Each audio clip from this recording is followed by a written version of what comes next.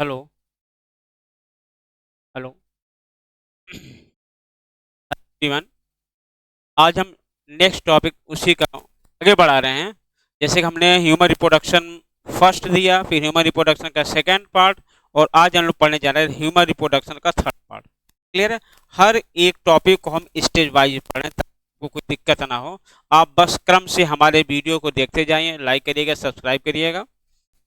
के पास हमेशा अच्छे अच्छे वीडियो जाता रहेगा। क्लियर है? इसके पहले हम लोगों ने पढ़ लिया था कि मानव जनतंत्र के बारे में काफ़ी कुछ हम लोगों ने पढ़ लिया था, और इसके बाद चीज़ें उसको आगे बढ़ते हुए हम लोग आज पढ़ेंगे ढेर सारी जो डक्ट उसमें पार्टिसिपेट कर लोग पढ़ेंगे। पिछला टॉपिक हम लोग पढ़ा था जैसे कि का डिब्रिशन, शुक्रवानी, इस सारी चीज़ें हम लोग को लिखा था, उसी को हम लोग क्रम में पढ़ेंगे। तो पिछली बार हमने वृषण जाला तक पढ़ाया था। अब हम लोग पढ़ेंगे आपका शुक्रवाहिका। क्या पढ़ेंगे? शुक्रवाहिका। ध्यान देखिएगा, मैंने पहले बताया ये वीडियो बिल्कुल फ्री है। ये उन गरीब बच्चों के लिए, अमीर बच्चों के लिए, सबके लिए है बराबर। बस आप सिर्फ वीडियो को देखिए, लाइक करिए, शेयर करिए, सब्सक्राइब करिए, ताकि ये जो वीडियो है हर बच्चे के पास पहुंचे, वो पढ़े और है बायो का पूरी तरह निकल जाए, और वो मेडिकल एग्जाम हो तो एक बार में मेडिकल एग्जाम निकल जाए। कोई भी एग्जाम जो से संबंधित रुकेगा नहीं, 100%। मैं बता रहा हूँ, अगर आप लगातार वीडियो आप देख रहे हो, आप 85 तो कहीं गया ही नहीं है। बाकी जो क्वेश्चन आप रिवाइज करके आइए शुरू किया जाए। हम लोग ये हम लोगों ने पिछली बार देखा था कि आपका टेस्टिस था। टेस्टिस,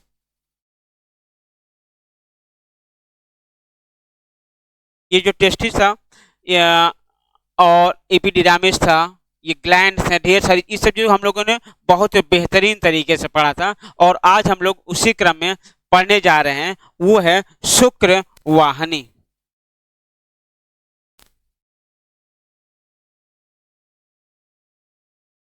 आइए, अब हम लोग नेक्स्ट पढ़ने जा रहे हैं। आपका जो टॉपिक है वो है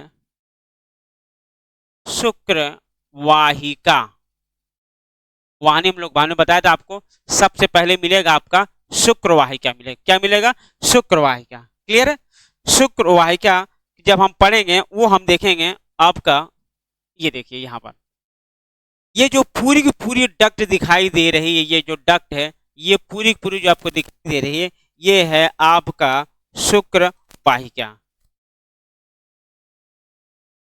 ये पूरी पूरी डक्ट दिखाई दे रही है, ये बेटा आपका क्या है? शुक्र वाहिका है।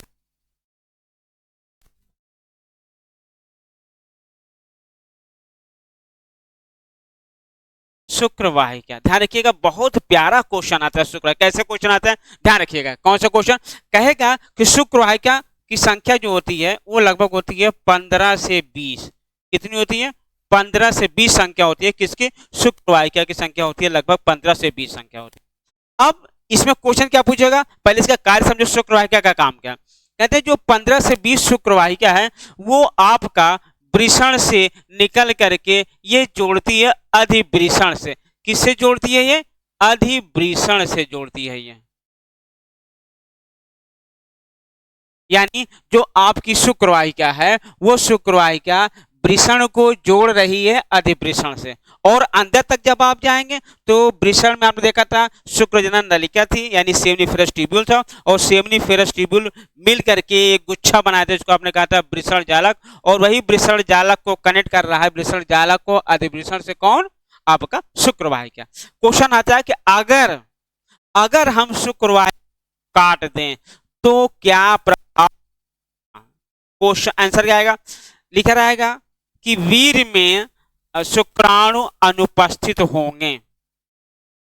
बिल्कुल आंसर है, अनुपस्थित रहेंगे। क्यों? क्योंकि जो बन रहा है शुक्राणु, वो शुक्राणु इन्हीं में शुद्ध होकर जा रहा है। जब ये कट जाएगा तो पूरा पूरा क्या हो जाएगा? यहीं पुल टूट गया, नहर के इस पार जितने लोग यहीं पर आ गए। तो आप चाहे जितनी मेहनत कर लो, अगर आपकी शुक्रवाहिका कटी है, शुक्राणु कभी पार करके नहीं जा सकता, यानी संतानोत्पत्ति नहीं हो पाएगी। इस प्रकार से भी हो सकता है। तो चाहे जिस प्रकार से वो आपसे पूछे शुक्रवाहिका को काट दिया जाए, तो ध्यान रखिएगा वीर में आप कभी शुक्राणु नहीं मिलेंगे। इनकी संख्या कितनी है? 15 से 20। कितनी है? 15 से 20 इनकी संख्या, ध्यान रखिएगा। तो ये इनका संख्या 15 से 20 है, और ये किससे जोड़ रहे हैं, यानी अधिवृषण से जोड़ रहे हैं। यानी कहने का मतलब ये है कि आप एक एक चीज को बिल्कुल ध्यान से देखिए। शुक्र वाहिका ये कनेक्ट हो रही किससे, अधिवृषण से, अधिवृषण से।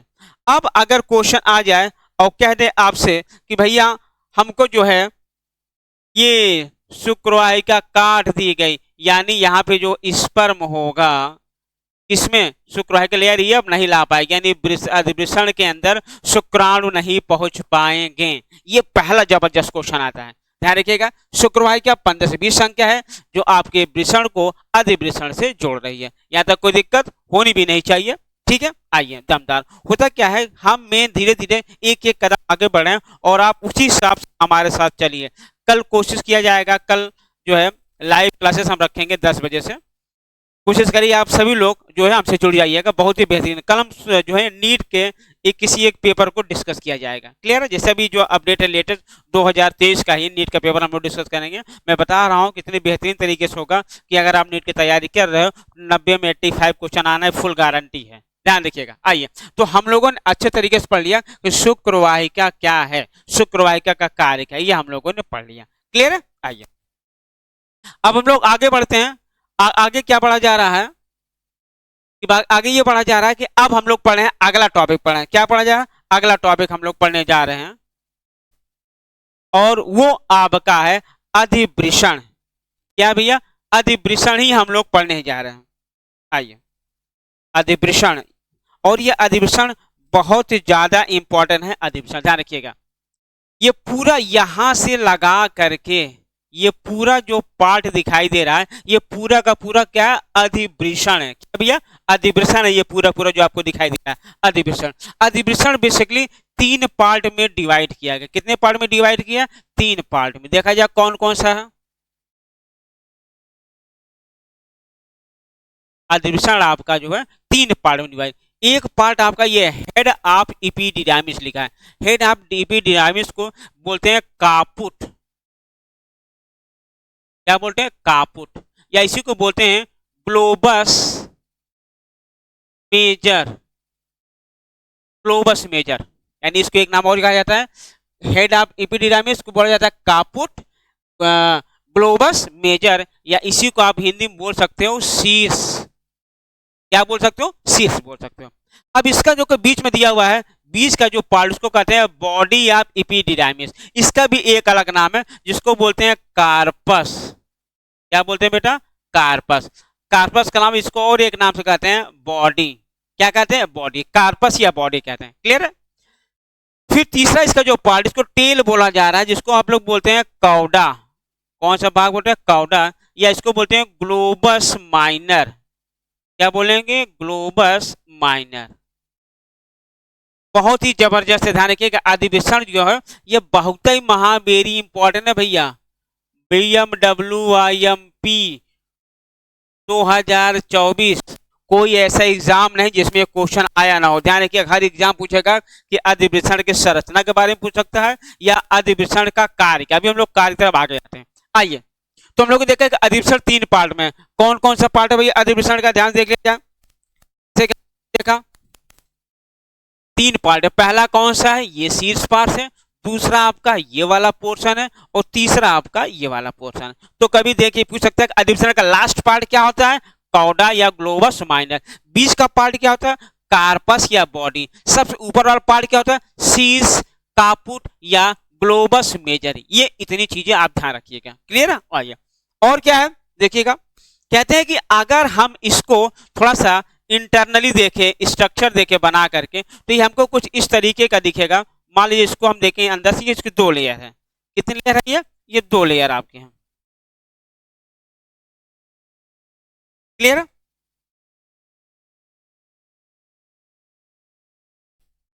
दो लेयर जो बाहर की होती है वो पेशी होती है। कैसी होती है, पेशी। पेशी होगी तो जाहिर सी बात होगी मोटी अस्तर होगी, ठीक है। और जो अंदर की अस्तर है ये होगी पतली। अंदर की जो अस्तर होगी वो होगी पतली होगी, ठीक है। पतली जो होती है इसमें होते हैं छोटे छोटे सूक्ष्मांकुर होते हैं, सूक्ष्मांकुर होते हैं।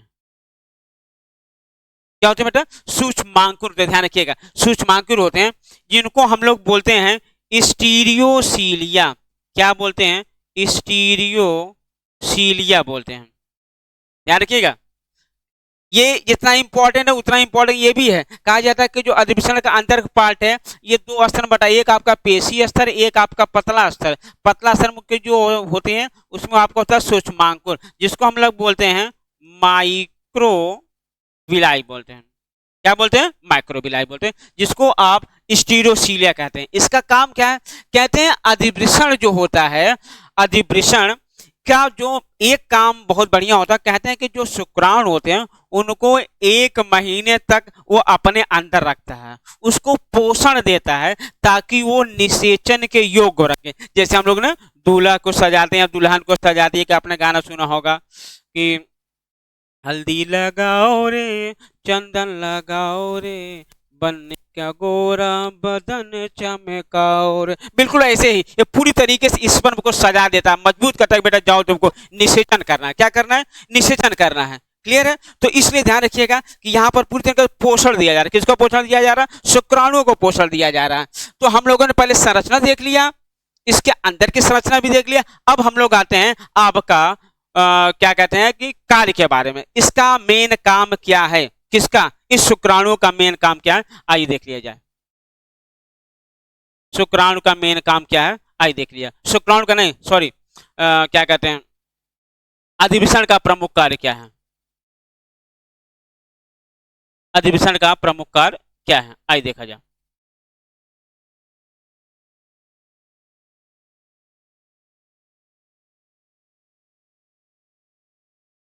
अधिवृषण का प्रमुख कार्य, पहला कार्य ध्यान रखिएगा, सॉरी, पहला काम अधिवृषण का जो है, पहला काम क्या है?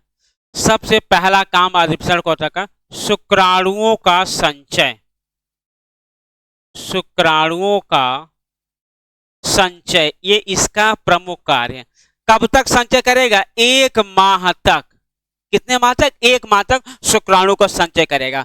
और अगर 1 माह तक ये यूज हुआ तो ठीक है, और नहीं तो ये क्या होगा? अवशोषित हो जाएगा। क्या हो जाएगा?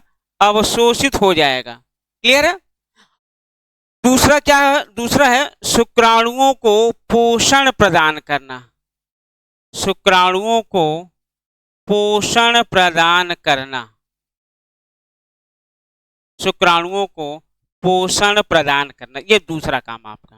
तो पहला काम शुक्राणु का संचय 1 माह तक, और अगर 1 माह तक ये यूज नहीं हुआ तो ये पूरा क्या हो जाएगा? अवशोषित हो जाएगा। दूसरा काम क्या है? शुक्राणुओं को पोषण प्रदान करना। क्या प्रदान करना? पोषण प्रदान करना। और यहां पर निषेचन योग्य बनाना, तीसरा काम है निषेचन योग्य बनाना। ध्यान रखिएगा, ये क्वेश्चन इतने खतरनाक है कि आपके नीट में आना ही आना है, कोई संकोच ही नहीं है। कि शुक्राणु अधिवृषण का कार्य है, बेसिकली हम लोग पढ़ रहे हैं। क्या पढ़ रहे हैं? अधिवृषण का कार्य। ध्यान रखिएगा, 3 काम, शुक्राणुओं का संचय, शुक्राणु को पोषण प्रदान करना, और तीसरा आपका निषेचन योग्य बनाना। क्लियर है? तो हमको लगता है हम लोगों ने क्या कर लिया कि अधिवृषण के बारे में हम लोगों ने पढ़ लिया। क्लियर है? आइए, अब इसी से लगा होता है आपका क्या कहते हैं, एक चीज और इसमें बहुत इंपॉर्टेंट पॉइंट है, ध्यान रखिएगा। क्या इंपॉर्टेंट पॉइंट हम लोग देख लेते हैं। क्या इंपॉर्टेंट पॉइंट है? कहते हैं कि अधिवृषण जो होता है, अधिवृषण होता है लगभग आपका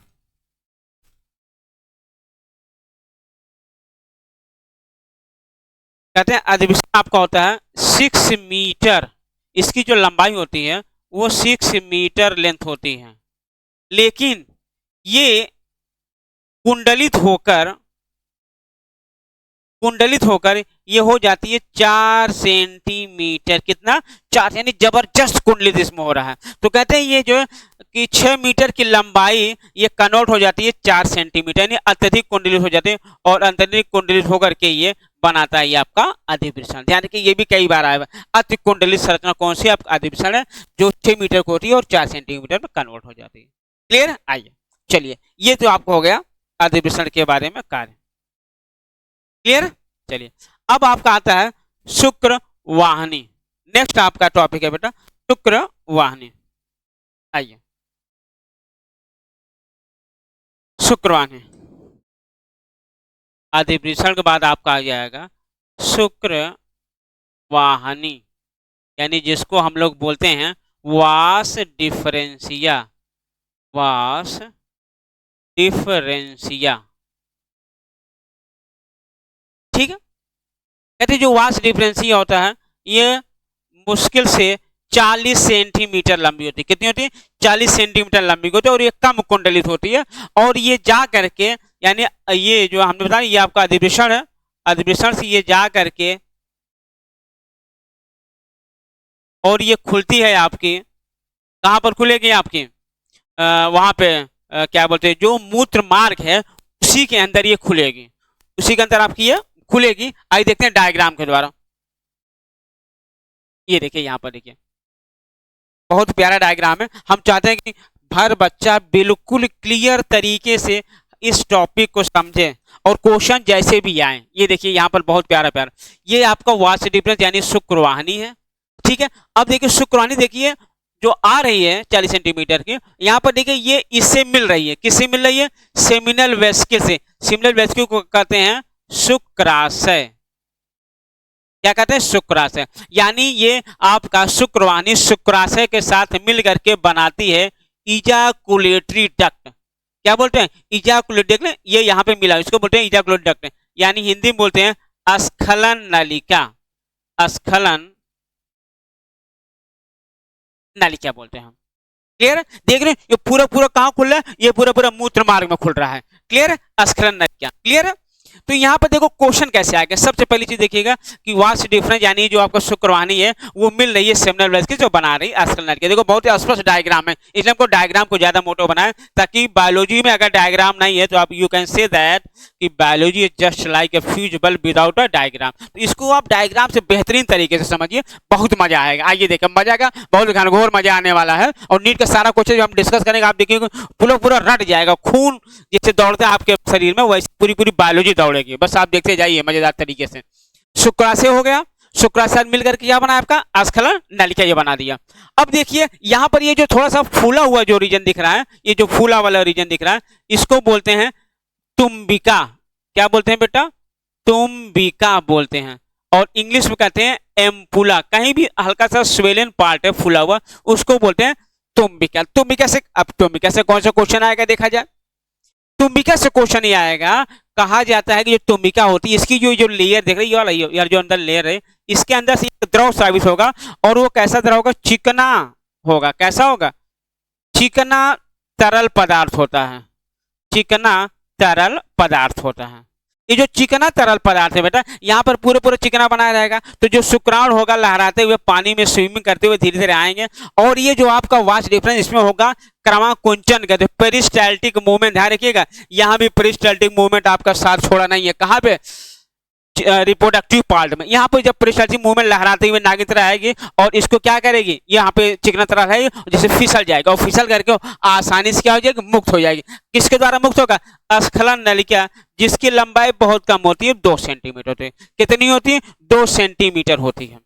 ध्यान रखिएगा कि शुक्रवाहिनी मिलेगा शुक्राशय से और मिलकर बनाएगा इजाकुलेटरी डक्ट। और जो शुक्राशय से पहले वाला जो पोर्शन है वास डिफरेंस का वो बना रहा है तुम्बिका। तुम्बिका के अंदर होता है चिकना तरल पदार्थ जो शुक्राणु को फिसला रहा है और कॉम्बिनेशन क्या हो जा रहा है? ये उसको क्या कर रहा है?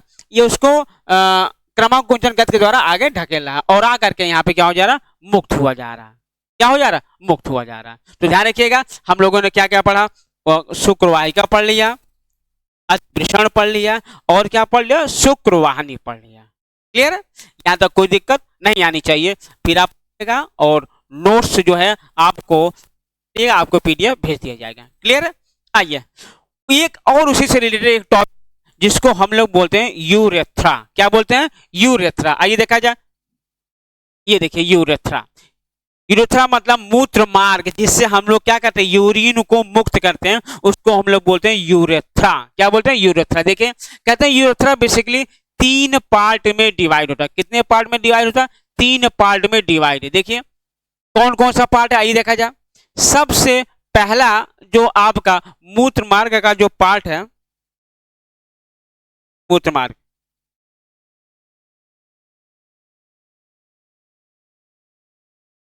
मूत्र मार्ग है, ये 3 पार्ट में डिवाइड है। ठीक है, कौन कौन, एक आपका है प्रोस्टेटिक यूरेथ्रा, प्रोस्टेटिक यूरेथ्रा। दूसरा आपका है मेम्ब्रेनस यूरेथ्रा, मेम्ब्रेनस यूरेथ्रा। ठीक है, और तीसरा आपका है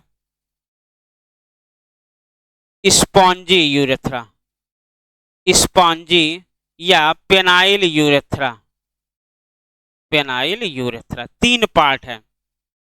आइए, तो पहला पार्ट कौन है, प्रोस्टेटिक, दूसरा मेम्ब्रेनस है, और तीसरा आपका क्या है, स्पॉन्जी यूरेथ्रा है। क्लियर है, आइए देखा जाए। देखिए यहां पर भी कुछ पार्ट दिया हुआ है, नेम दिया, जैसे यहां पर दिया हुआ है, देखो प्रोस्टेटिक पार्ट, अब देखो यहां पर प्रोस्टेटिक पार्ट दिया हुआ है, ये प्रोस्टेटिक पार्ट है। प्रोस्टेटिक पार्ट वो होता है बेटा जहां पर जो आपका प्रोस्टेटिक ग्लैंड है, प्रोस्टेटिक ग्लैंड से होते हुए ये पार्ट बाहर आएगा। इसकी लंबाई मात्र 1 सेंटीमीटर होती है। क्या होती है, 1 सेंटीमीटर। हो ये जो है यूरिनरी ब्लडर से स्टार्ट होती है और यहाँ पर आके समाप्त हो जाती है। इसको कहा जाता है आपका प्रोस्टेटिक यूरेथ्रा। क्या कहा जाता है, प्रोस्टेटिक यूरेथ्रा। कहते हैं इसके दोनों बगल देख रहे हो आप, कौन सी ग्लैंड है, प्रोस्टेटिक ग्लैंड लगा हुआ है। इसके बाद आपका आता है दूसरा मेम्ब्रेनस पार्ट ऑफ यूरेथ्रा। देखिए मेम्ब्रेनस पार्ट, ये भी लगभग 1 सेंटीमीटर के आसपास होती है। इसके दोनों तरफ देखिए एक अंडे आकार की ग्लैंड लगी हुई है, जिसको कहा जाता है आपका बल्बो यूरेथ्रल ग्लैंड। क्या कहा जाता है, बल्बो यूरेथ्रल ग्लैंड, या इसी को कहा जाता है, आगे हम लोग पढ़ा जाएगा, काउपर ग्रंथि। क्या कहा जाता है, काउपर ग्रंथि। क्लियर है, इसका हम लोग आगे डिटेल पढ़ा जाएगा, अभी सिर्फ यहीं तक हम लोग देख रहे हैं। ठीक है, अब तीसरा पार्ट आपका आता है स्पॉन्जी यूरेथ्रा। ये देखिए एंटीरियर पार्ट ऑफ यूरेथ्रा यहाँ पे दिया गया है, एंटीरियर पार्ट ऑफ यूरेथ्रा। इसकी लंबाई लगभग 16 से 17 सेंटीमीटर होती है। कितना होती है, 16 से 17 सेंटीमीटर होती है। जो यहां से शुरू होगा आपका, यानी मेम्ब्रेनस यूरेथ्रा के बाद से लेकर के ये जहां पे ओपनिंग हो रहा है, जिसको बोलते हैं यूरोजेनाइटल, जिसको यूरोजेनाइटल मूत्रोजनन छिद्र, जिसको बोलते हैं मूत्र जनन छिद्र के द्वारा ये खुलता है। तो ये आपका मूत्र मार्ग है। क्या ये आपका मूत्र मार्ग है। मूत्र मार्ग बेसिकली 3 पार्ट, बस थोड़ा थोड़ा आपको सिर्फ जानना, ताकि कोई क्वेश्चन आए तो आप भूले नहीं। पहला क्या था, प्रोस्टेटिक यूरेथ्रा, 1 सेंटीमीटर लंबाई। ये पार्ट कहां से निकल रहा है, दोनों प्रोस्टेटिक ग्लैंड से ये निकल रहा है। दूसरा मेम्ब्रेनस यूरेथ्रा है, जो किनके बीच से निकल रहा है, आपके काउपर ग्लैंड से निकल रहा है। उसके काउपर ग्लैंड के बाद पूरा जहां तक निकल रहा है यूरोजेनाइटल छिद्र, या जिसको बोलते हैं यूरोजेनाइटल ऑरिफिस, पूरी लंबाई लगभग कितना है, 16 से 17 सेंटीमीटर। कितना है, 16 से 17 सेंटीमीटर। ये आपका है यूरेथ्रा। क्या है भैया, ये आपका यूरेथ्रा है। क्लियर है, तो आप देख रहे हो कि जिस तरीके से आप पढ़ रहे हो, मन लगा के हम देख रहे हो, बहुत ध्यान से आप वीडियो देख रहे हो, और ऐसे ही आप मन लगा, आप एक जब भी पढ़ा कर एक कॉपी लीजिएगा, और कॉपी लेकर के जैसा मैं डायग्राम बना हुआ, जैसा मैं लिख रहा हूँ, वैसा ही आप लिखा करिए। जब तक ऐसा नहीं लिखेगा तब तक बायो आपके दिमाग में जाएगा नहीं, क्योंकि बायो कहता है ना, चंद्रशेखर क्या कहता है, खून दो मैं तुम्हें आजादी दूंगा, वैसे बायो कहती है विजन दो, तुम प्रैक्टिस दो, मैं तुम्हें तुम्हारी खोपड़ी में नाच दूंगा। इसी बार जो नाचेगा यही गाना गाएगा कि तुम मुझे यूं भुला ना पाओगे। आइए आगे चलते हैं हम लोग। ये आपका ये हम लोगों ने देख लिया, यहाँ तक यूरेथ्रा के बारे में अच्छे तरीके से हम लोगों ने देख लिया है। अब आज की टॉपिक हम लोग यही रखते हैं। कल हम लोग लाइव क्लास रखेंगे 10 बजे से लाइव क्लास। सभी बच्चों से अनुरोध है कि आप लोग जुड़िएगा, पूरा नीट का पेपर डिस्कस किया जाएगा बहुत बेहतरीन तरीके से। क्लियर है, बस आप इसी तरीके से इस पूरी वीडियो को पढ़िए, मन लगा के, दूसरों को शेयर करिए, सब्सक्राइब करिए, ताकि ये सब जितना बेसिकली बच्चे से नहीं पढ़ पा रहे, मौका किसी कारण नहीं पढ़ पा रहे, वो आके पढ़ें इस वीडियो। टोटली फ्री में, कभी मैं वादा करता हूँ आपसे, कभी पैसा नहीं लूंगा, सिर्फ मैं पढ़ा रहा हूँ। देश बढ़े हमारा, क्योंकि देश को आगे बढ़ने के लिए सिर्फ एजुकेशन ही एक ऐसा हथियार है जिसके द्वारा आप सारे के सारे दुर्गुणों को दूर कर सकते हैं। क्लियर है? थैंक यू, धन्यवाद।